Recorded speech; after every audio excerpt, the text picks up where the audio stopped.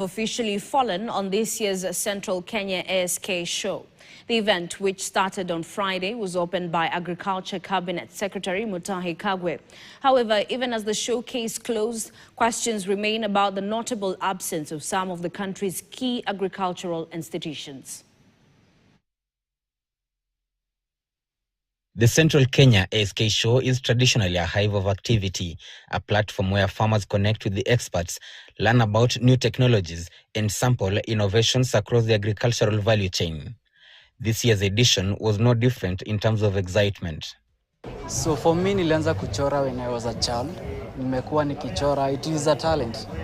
But the moment tumekuja tukapata watu wako na passion, bado tunawa encourage hadi wao na tunawa train kuchora hadi wao wapate kitu yenye mtu akiwa na passion and then umpatie the skills anaweza ku present the idea yenye ako nayo. And then for the arts, it's more of the story. Kwa kila art kuna story yenye iko behind it. But it did not go unnoticed that some of the major exhibitors were missing. Among those absent were Jomo Kenyatta University of Agriculture and Technology, the Kenya Tea Development Agency, the Kenya Bureau of Standards, and Dedan Kimathi University of Technology, which ironically neighbors the Nyeri showground.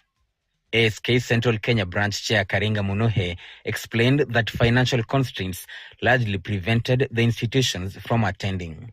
We tend to think the main reason why they didn't turn up.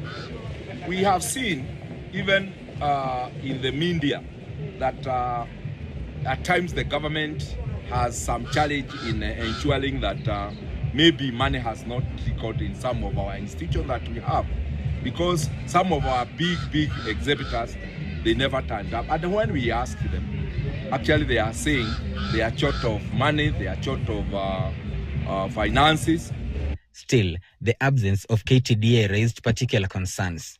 In a region where tea is the backbone of livelihoods, farmers were hoping for insights on emerging technologies, value addition, and market trends.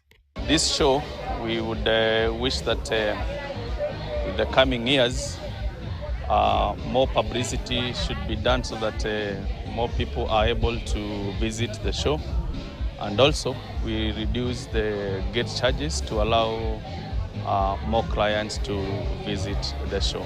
Despite the gaps, the show offered farmers demonstration on modern farming techniques, livestock breeds, and agribusiness opportunities. Agriculture CS Mutahi Kagwe, who presided over the official opening, urged farmers to embrace technology and innovation to boost food security and income. Ladies and gentlemen, on coffee, we have rolled out bold reforms to revive the sector.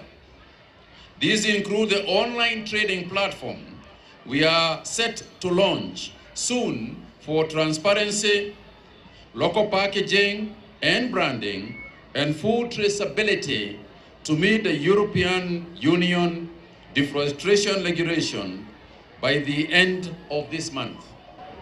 Clement Masombo, KTN.